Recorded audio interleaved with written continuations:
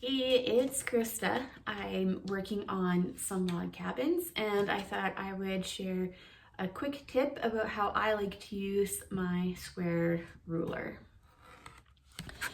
Normally you would be using it maybe to trim or cut something, and so you'll be looking to line it up so that way your fabric lines up with your outer edges here.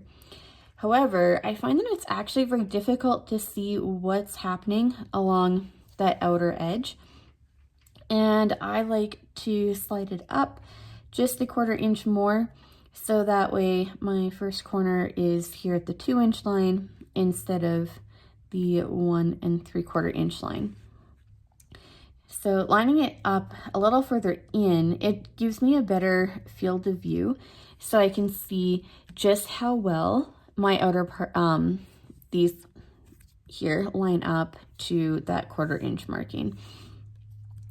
I'm also looking when I'm getting it all centered here for the diagonal, that it is intersecting each of these corners like it should, that these are squared, and that my stitch line here and down here are also all in line. If I have it all lined up and it's good, then I know I did a good job with building my log cabin up to this point, and that block is ready to go.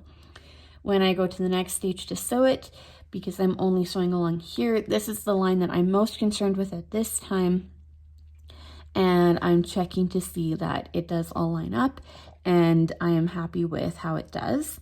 So it can go into my pile of ready to sew.